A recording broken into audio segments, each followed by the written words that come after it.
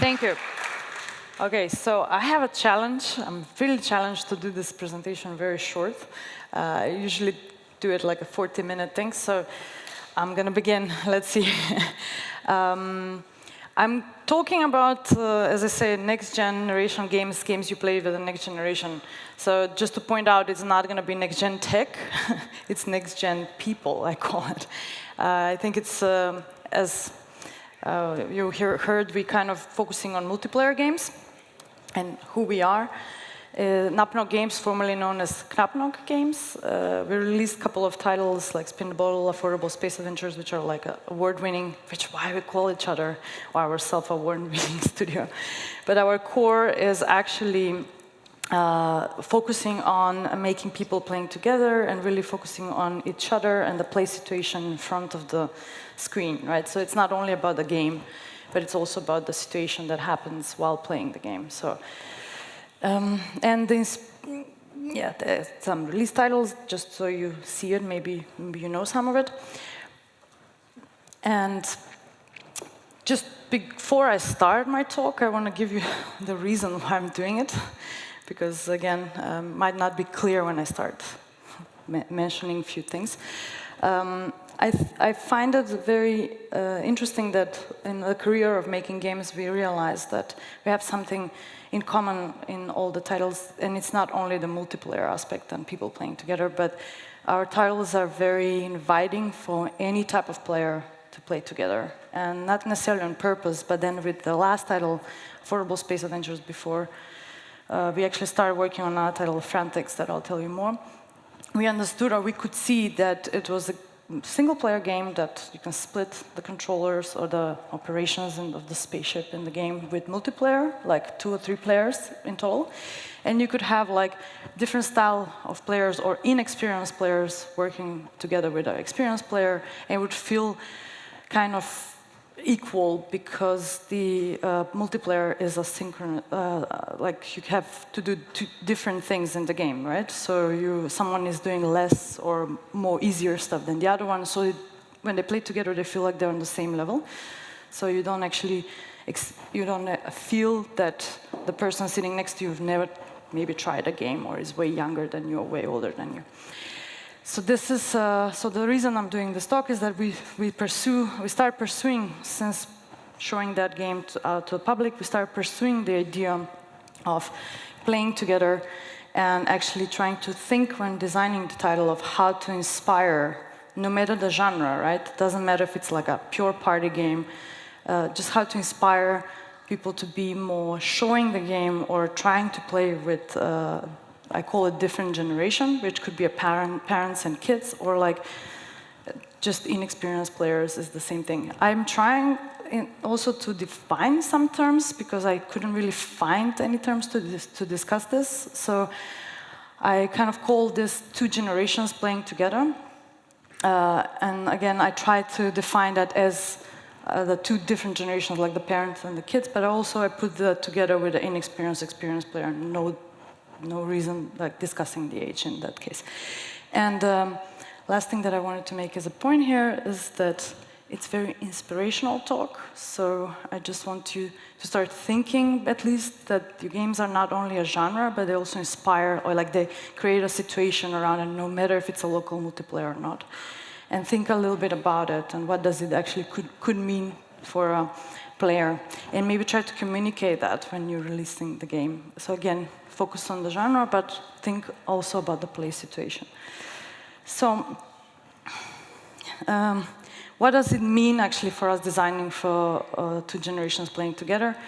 In our case, what I've noticed, or why we started doing it, it dates from back when we released, before I even started, a company released Darkroom 6 game, which is the Wii remote game on the picture there. And it was just an experimental project. We love to make games that people play together, but this game didn't have any graphics, which I guess why our observations were always about, oh wow, what happens when the people who actually start looking at each other, they don't have anywhere to look at. And that was a huge inspiration to start thinking, creating a bit different multiplayer games.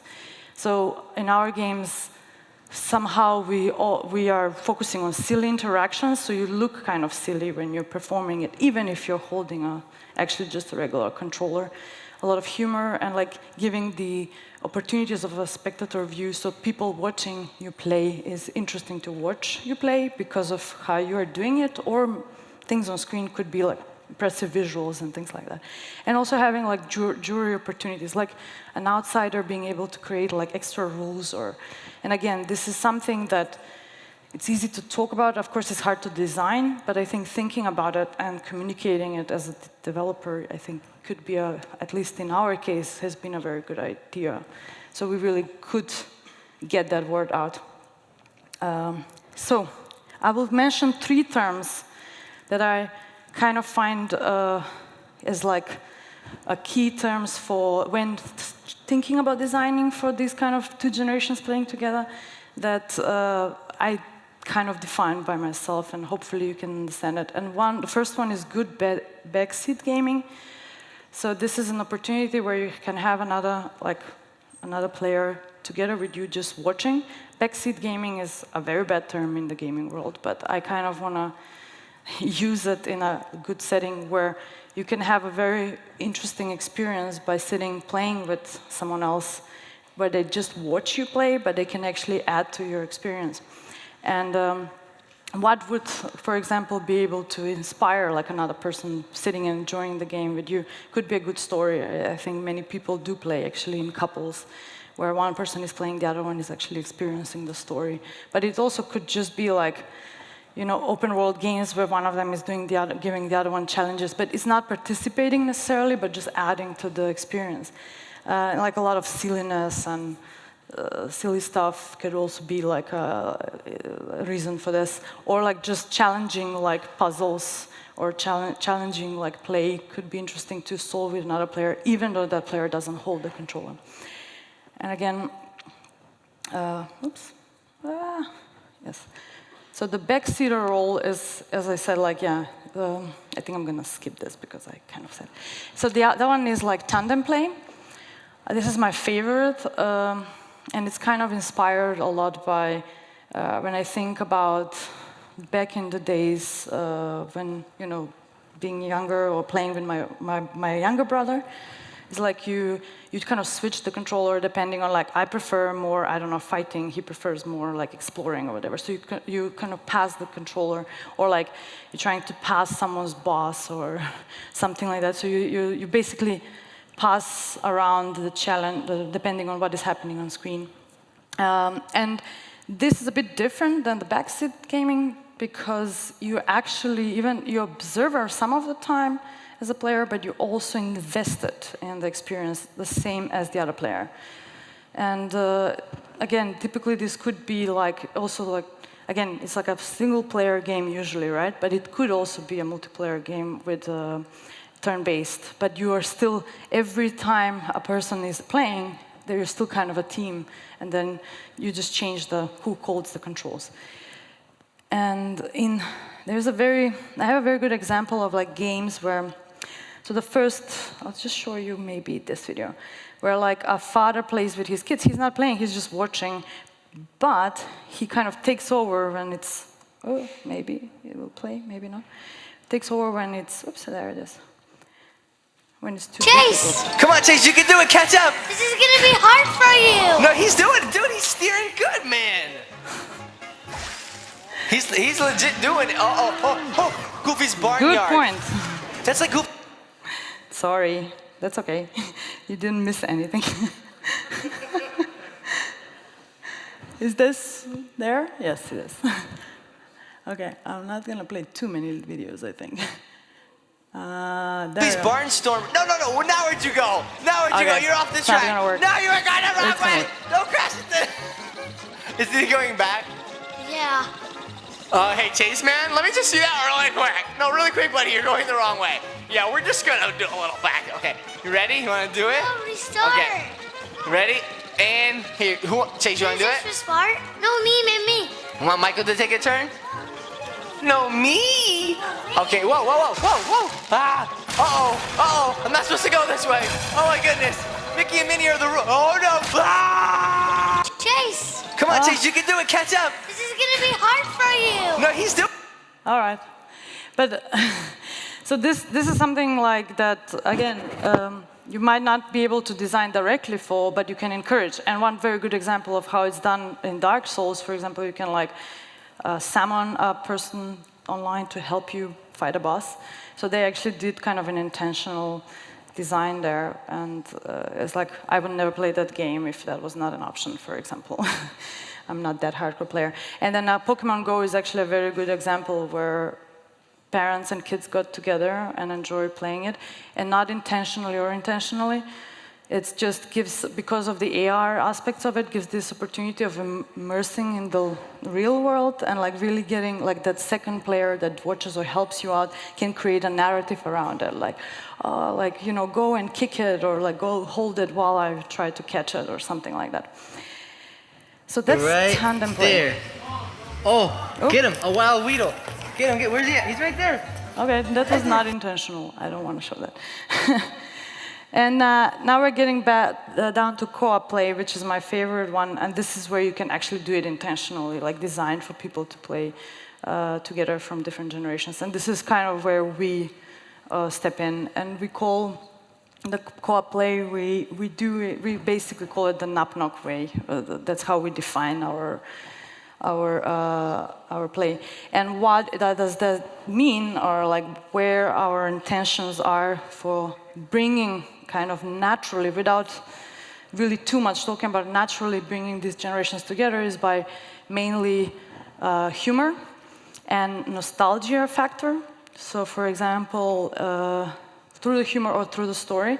For example, in Affordable Space Adventures, we had a lot of 90s references, because again, most of us were growing up in the 90s, and now some of us at least are having kids, and when playing games that has 90s references, it's very fun to talk about it and explain it to the younger, like to the kids, nephews, whatever you're playing with.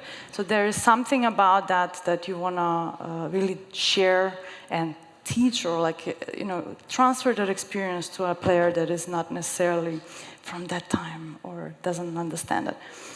Now, another reason of how we are doing this is, our way of doing it, is that we do get inspired by the technology to look at it in a different way. So the interface, the controller, even if it's the PlayStation controller, we're doing like a Playlink games now with mobile actually phones, where you connect the phone to the platform and play with the phone as a controller.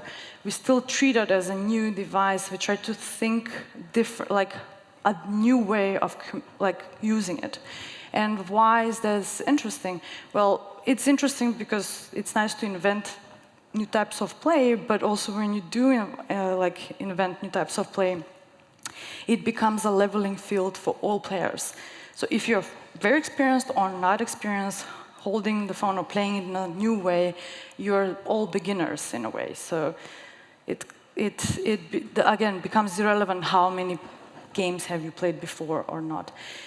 And then another term that we are using, we try to very strongly, everything that is related to the game mechanics, tutorials, or to be related to the story and to the play situation. It's hard to explain, but we kind of explain it by trying to enforce in the game that the game is kind of part of the reality. So it's like in the Affordable, for example, you are controlling a spaceship and you have the WiiU gamepad. And that's like your computer. So you're basically part of the whole narrative. You are sitting in that spaceship and doing stuff. So that's kind of, again, just to make everything feel a bit not only approachable, but more like take that play out in the living room is kind of the big idea. And yeah, I will maybe try to end with this one, actually, because I didn't talk about Frantics much. So this is a title that we're doing for Playlink coming out next year in March. And one of the things that we're doing here is basically making a party game that is accessible for everyone, thanks to the new kind of interface that Sony has. You can connect any phone to the PlayStation and play with your own phone. which also means that more people can just join in and play this kind of party games. You don't have to have like 4 PlayStation controllers or I don't know. And another thing is that even though it's kind of a gamey game, like when you look at it, you're competing in challenges and it's still a lot more about, less about skill, more about like negotiations or, you know, poking each other and playing against each other. So again, bringing a little bit more of that fun and play into the living room and not only the controller. So that's how we do it, as I said, but I really, again, we are focusing quite a lot on it, but my point was with the other 2 points that I had with backseat gaming and tandem play is to just, I feel like it's a good time, since we all developers and our audiences now grew up with video games and are starting to have kids. I think it's a very good way to bond and to get to, to be like closer and with your children. So I think it's a very good market to also attack. Even though it's players, they can actually enjoy their games. They're like not the kids' games, but their own games with their actually kids or inexperienced players. Well, that's pretty much my talk. Thank you.